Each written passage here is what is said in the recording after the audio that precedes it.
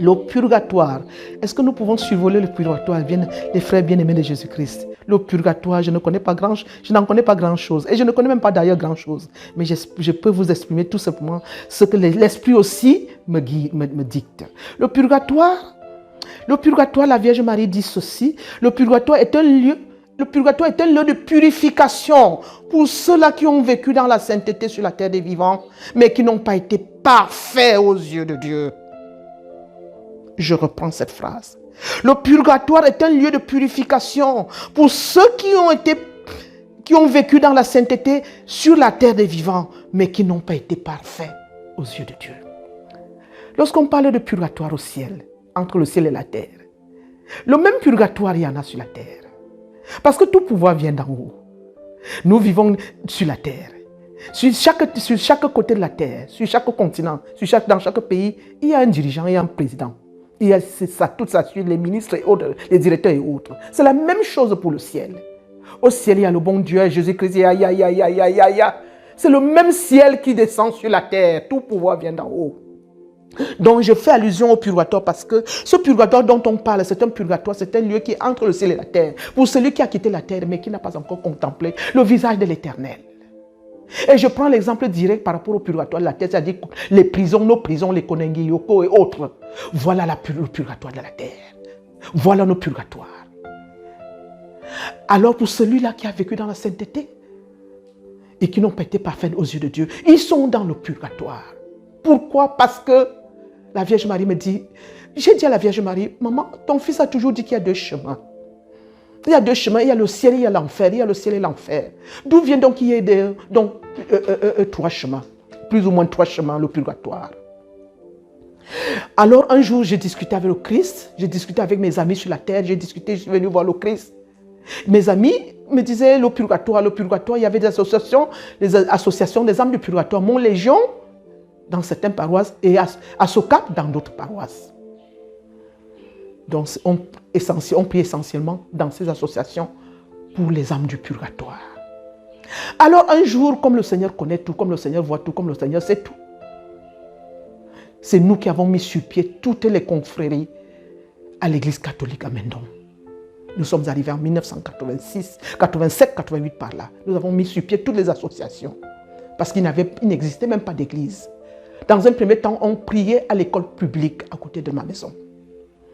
Après donc l'école publique, Monseigneur Jean Zoua est venu acheter les sites pour l'église. À côté, on achetait les sites de l'église catholique de Sikh Mendon à côté. Donc ça veut dire que les jours des grandes prières, les jours des grandes cérémonies, on priait déjà, on débroussaillait, on priait sur le site. Et après maintenant, l'église a acheté le presbytériat, c'est-à-dire la maison des prêtres. Parce que le prêtre venait de très loin. Abbé et Somba venaient de loin de là-bas, d'étaient cassés, pour venir nous lire la messe chaque dimanche seulement. Alors après, l'archidiocèse a acheté une maison pour le prêtre. Donc on avait maintenant un prêtre on avait un prêtre sur place qui pouvait nous lire les messes chaque matin et chaque dimanche. Chaque matin, les laudes le matin et les messes de dimanche. Après, lorsqu'il y avait des grandes cérémonies, maintenant on descendait sur le site que mon Seigneur avait béni. Et j'étais la sacristine à l'époque. Ce n'est pas parce que j'étais à côté de l'église, parce qu'il y avait beaucoup plus qui étaient à côté de l'église. Mais j'étais pas loin de là. Et je m'étais portée candidate parce que le prêtre cherchait ceux-là qui pouvaient servir l'autel et autres. Chaque matin, je sortais à 4h30, 5h. Je cueillais les fleurs même dans les concessions. Je peux même dire que je volais les fleurs parce que là où je voyais les fleurs, je coupais seulement. Et c'était à mes risques et périls parce que quelqu'un pouvait me voir dans sa concession. C'est vrai que ce n'était pas dans la concession où j'entrais, mais j'entrais dans leur haie qui était au-delà de la concession pour couper les fleurs. À supposer qu'ils me voyaient couper les fleurs, tout ça. S'ils avaient été méchants, quelqu'un pouvait tirer sur moi. Mais je le faisais avec une telle joie, j'avais fait avec un tel enthousiasme, servir le Seigneur. Pour moi, j'étais même prête, même à ce qu'on verse mon sang, ça ne me disait rien parce que si on tue la coque, sans casser le moteur, la coque ne sert à rien, on peut mettre le moteur dans un autre corps. D'où mon âme, on pouvait me mettre dans une autre âme pour continuer le travail du Seigneur. J'ai coupé les fleurs partout pour servir à la table du Seigneur. J'étais tellement heureuse de servir le Seigneur. Je viens le matin, je fais d'abord le balayage, balayer. Ensuite, je fais la table, je décore sa table. Le troisième jour, il faut renouveler les fleurs. Non, c'était déjà fané. Ainsi de suite, ainsi de suite, ainsi de suite. Jusqu'à ce que 2, 3 autres dames se sont jointes à moi. On faisait maintenant le service des quarts. 2 chaque semaine, 2 chaque semaine. Ainsi donc, j'ai servi le Seigneur dans sa sacristie pendant plus de 20 ans. Et toutes les bicouanes étaient mises. J'ai fait allusion aux bicouanes par rapport aux âmes du purgatoire. On a d'abord mis sur pied, il y avait d'abord le Sacré-Cœur de Jésus-Christ, on appelait le Paolougou. On a mis sur pied la colonne de feu, c'est-à-dire renouveau charismatique. Ensuite, quand ça prenait déjà son envol, j'ai compris que c'était le Seigneur qui était au centre. Parce que quand chaque association prenait son envol, j'allais ailleurs, ainsi de suite. Jusqu'à ce qu'on a mis sur pied Equane Maria. Equane Maria a pris son envol. On a mis la miséricorde divine sur pied. Elle a pris son envol. Ainsi de suite, jusqu'à ce que la Vierge Marie m'a décalé, a dit, maintenant j'ai déjà travaillé beaucoup pour les groupes et autres et tout et tout et tout. Je voudrais voir ton propre effort par rapport à moi. C'est comme ça qu'elle m'envoie donc à Lourdes. Et je reviens de Lourdes avec la table des 10 commandements de Maria. Comme Moïse était parti à la terre promise, à la terre sainte, il a ramené la table des 10 commandements de son Dieu. J'avais ramené la litanie à Notre-Dame des miracles. C'est à partir de là que ça a vu le jour. Bref, je reviens sur le purgatoire parce que lorsque nous avons mis sur pied toutes les associations, je pèlerinais dans toutes les associations, je piquais dans toutes les associations. Pour moi, le but, c'était de prier. Pour moi, ça me suffisait. Même si on faisait quoi, on faisait les cotisations ou quoi que ce soit, bon, ça n'était pas mon problème là-bas. Mon problème, mon souci était seulement de prier. Et ça me faisait aussi plaisir de prier pour les âmes du purgatoire. Un jour, donc, j'ai dit au Seigneur, bon, mais non, ces âmes du purgatoire, ils sont même où? Est-ce que tu peux me montrer là où ils se trouvent? Parce que tu as dit qu'il y a 2 chemins. Et la Vierge Marie me dit maintenant de prier pour les âmes du purgatoire. Me voici donc, je suis dans tous les ébicouanes, je suis fille de Marie, je suis dans la miséricorde divine, je suis partout, je suis encore aux âmes du purgatoire. Je me subdivisais, je pouvais même, c'est à peine si j'avais même mis mon lit à l'église, je dois rentrer à la maison seulement pour me coucher pour 2-3 heures de temps et me relever le matin à 4-5 heures, je suis déjà à l'église. Alors quand je doutais du purgatoire un jour, le Seigneur me fit son irruption dans ma chambre. Je n'ai pas su que c'était lui. Il me prend par la main, un peu comme si on prend un enfant par la main. On passe des salles, Comme quelqu'un qui vient ici à la maison, les intimes passent par la cuisine.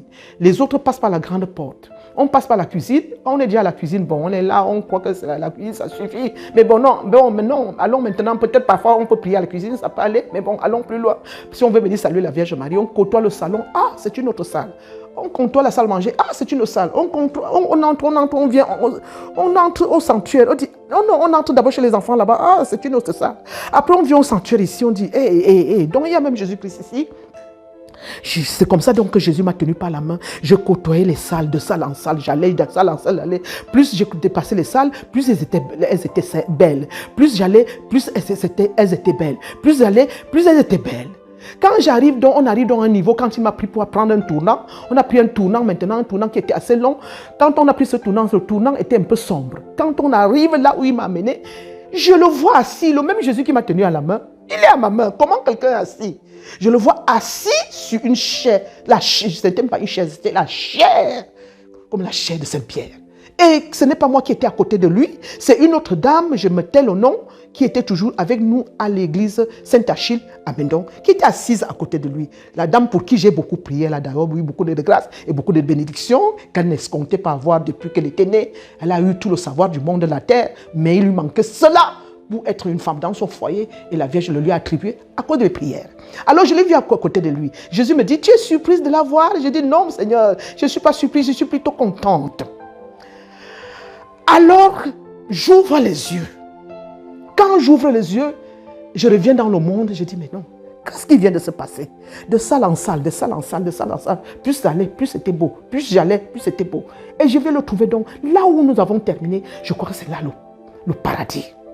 C'était là la chair de Saint-Pierre. Et Saint-Pierre est représenté. Et puis Saint-Pierre est représenté par qui sur la terre? Et Jésus-Christ est représenté par qui sur la terre? Pierre. Et Pierre, c'est le Christ. Donc c'était la chair de Jésus-Christ. C'était son autel, c'était son tabernacle, c'était le paradis.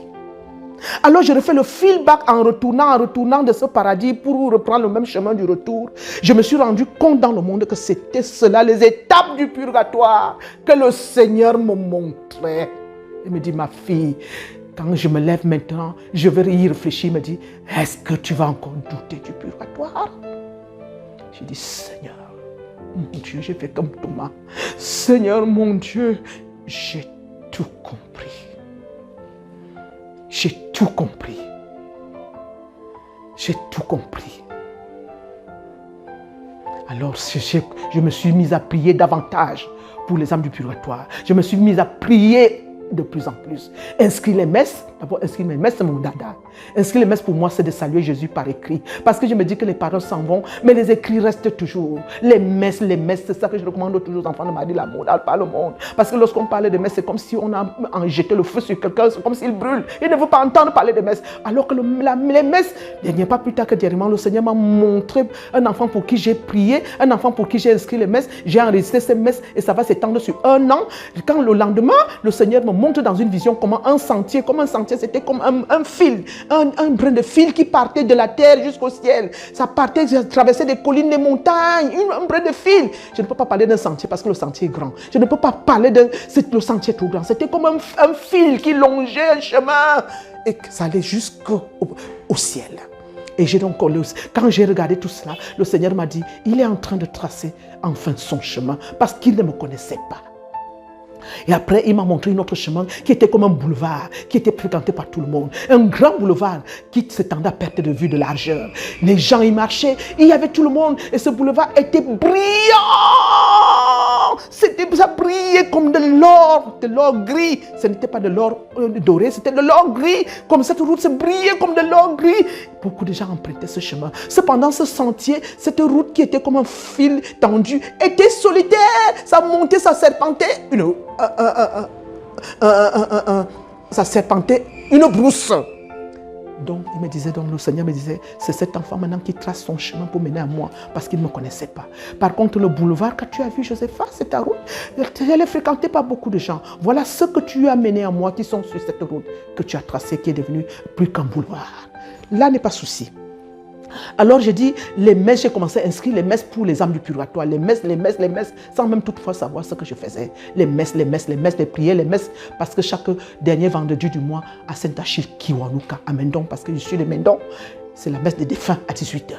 Je priais donc pour les défunts, j'inscrivais les messes. J'inscrivais pour les défunts, j'inscrivais les messes. Je vais vous raconter une histoire qui va vous faire peut-être ne pas me croire, mais je ne mens presque pas, parce que mon plus grand défaut, c'est la vérité, parce que je ne connais pas détourner, je ne connais même pas parler parfois en parabole, je parle à parole nue. Je rentre d'une messe un soir du vendredi, la messe des défunts, la nuit dont le Seigneur me fermait les yeux, un soir le Seigneur me fermait les yeux. Je rentre tout de suite vers 20h30, j'avais un sommeil bizarre, je suis allé me coucher, je ne me retenais pas. Je suis allé me coucher. Je ne savais pas que le Seigneur voulait me montrer quelque chose. C'est pour cela que quand le Seigneur veut vous montrer quelque chose, il insiste que vous fermez les yeux. J'ai fermé les yeux. J'ai vu comment le ciel s'est ouvert. J'ai vu les escaliers qui descendaient, qui montaient comme à la cathédrale Notre-Dame. J'ai vu quelqu'un sur les escaliers. Vous savez, quand les escaliers sont grands, il y a une seule personne, ça se perçoit. J'ai vu une soutane. J'ai vu le chasuble rouge. J'ai vu le bonnet rouge. Ce monsieur montait les escaliers, il montait les escaliers. Jusqu'au bout, il restait un escalier pour entrer, il restait une marche pour entrer dans la cathédrale. Ce monsieur se retourne donc vers moi, il me regarde, le bonnet rouge sur la tête, avec la grande croix, la grande chaîne, avec le grand crucifix. Le Seigneur a rapproché l'image à moi. J'ai vu, c'était le pape Jean-Paul II. Il m'a agité la main comme pour me dire merci pour toutes tes prières. Et il a dit merci en faisant ça. Après, quand il a fini de faire ça, il s'est retourné, il y avait une seule marche, la grande porte s'est ouverte, il est entré, j'ai fermé les yeux, j'ai ouvert les yeux, il était seulement 20h35. Merci Seigneur. Il était donc sorti du purgatoire. Il me fallait mentionner vraiment cela. Il était sorti du purgatoire. C'est vrai qu'il avait déjà été un certain nombre de marches, mais il est entré. Je me réjouis jusqu'à aujourd'hui parce que j'ai rendu ce témoignage à tout mon environnement. Jusqu'à aujourd'hui, il est entré au purgatoire, au paradis, grâce aux prières d'une pauvre certaine Josepha. Merci Seigneur. Merci pour ce que tu m'as montré comme purgatoire. Merci Seigneur Jésus-Christ. Merci, merci et tout et tout. C'est pour cela que sur la terre des vivants, vivons dans la sainteté. Vivons dans la sainteté. Vivons dans la sainteté. On ne peut pas être parfait comme Dieu le veut parce que Dieu trouvera toujours quelque chose. Parce que rien de souillé n'entre dans la cité sainte. Je prends encore l'exemple d'hier. Je suis sorti de Banganté par rapport à l'enterrement de mon cousin. Parce qu'on dit toujours que dans le mal, on tire toujours le bien. Je suis allé au marché, me promener un peu au marché pour acheter des vivres. J'arrive au marché, je trouve un attroupement. Les dames étaient en train de s'exclamer par rapport à un enfant qu'on a brûlé. Un enfant qu'on a brûlé. On brûle cet enfant pourquoi? Il semblerait qu'il a volé la moto d'un monsieur et il a tué le monsieur de la moto, le motocycliste. Il est parti enterrer la tête en bas. Il a laissé les jambes dehors. Tout cela, c'est toujours les œuvres de Dieu. Dieu n'a pas voulu qu'on l'enterre entièrement pour qu'on vienne le voir. Alors, quand on a découvert cela, on a donc cherché la personne qui a commis ce crime. Alors, Dieu merci, on a mis la main sur lui. Il était déjà en train de partir avec la moto. Arrivé à mi-chemin, le Seigneur a fait son travail. L'essence est finie dans la moto. Il était en train de serrer à une pompe d'essence pour prendre l'essence. Et voilà comment les bourreaux l'ont trouvé là-bas. On a fait sa fête. On l'amène donc en lieu public à côté de la place de l'indépendance à Banganté. C'est là où on a mis la roue, on a mis toutes les dispositions possibles pour le massacrer dans le feu. Avant de mourir, il dit, ne me tuez pas encore, j'ai quelque chose à vous dire. On a dit, ok, parlez-y. Toute la foule était prête. Il a dit, je n'ai pas tué seulement ce monsieur, j'ai tué comme ça plus de 500 personnes qui ont eu la moto. Tout ce que vous avez entendu à Banganté, qu'on a tué, on a pris les motos, c'était moi. J'ai tué, j'ai même tué ma mère, j'ai tué mes voisins, j'ai tué. Il a cité. Ensuite, il a dit que maintenant vous pouvez me tuer. C'est comme ça qu'on a mis le feu, il a brûlé. Tout cela revient à dire, rien de souillé n'entre dans la cité sainte. Même ceux-là qui ne connaissent pas Dieu, au moment de partir, ils professent, ils confessent, ils se confessent, ils demandent pardon à Dieu. Parce que d'où vient celui-là qui était comme Lucifer, qui a demandé à la foule, laissez-moi d'abord parler avant de partir. Je crois que c'est un peu cela. C'est un peu ça. Lui, je crois donc que peut-être que comme il a confessé, il a parlé, le Seigneur va le traiter comme le dernier bandit. Le Seigneur fait comme il veut, quand il veut et comme il veut. Il peut le prendre dès ce soir-là dans son paradis. Donc toujours est-il qu'il a confessé.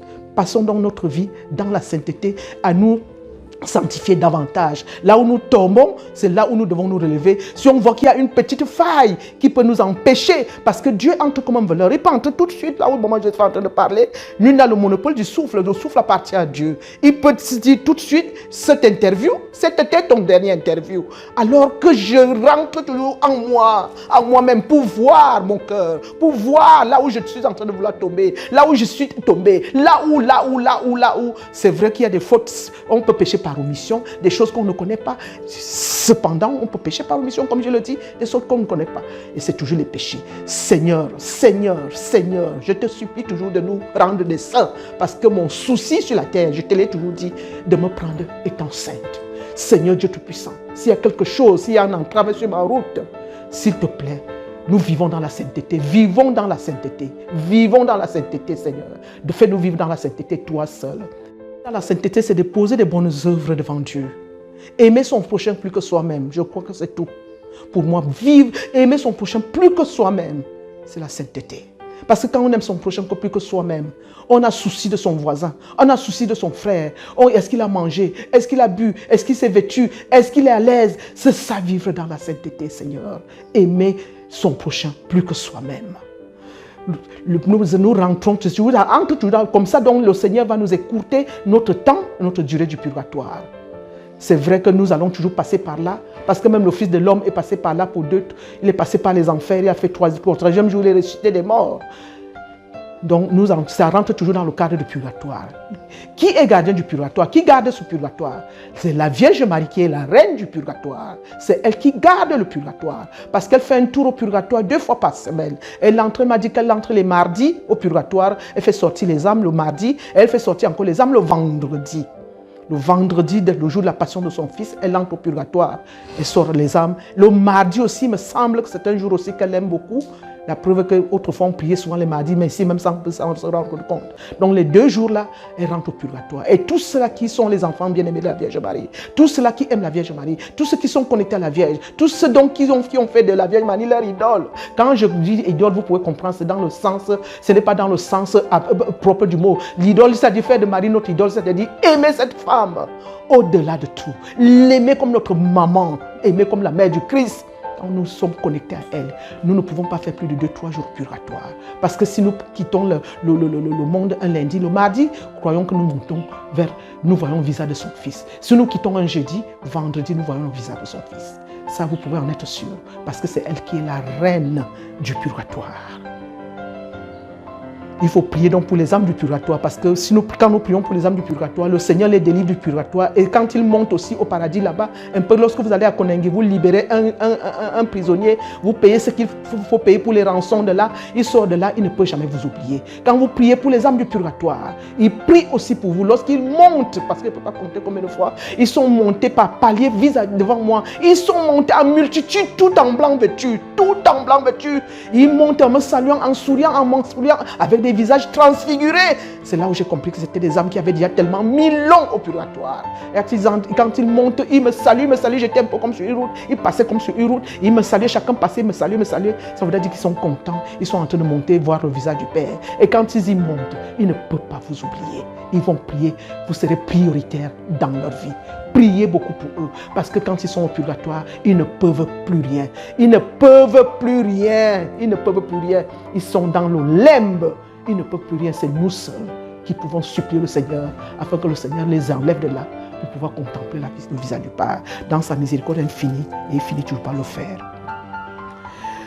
C'est donc le Seigneur qui a le dernier mot, qui vient délivrer les âmes du purgatoire, qui vient. Et lorsque sa maman lui présente un cas, il ne peut pas discuter parce que c'est sa mère, la mère du Sauveur. Il lui doit tout le respect du monde, il lui doit toute la révérence du monde, parce qu'il lui doit la vie, parce que c'est grâce à elle qu'il a la vie.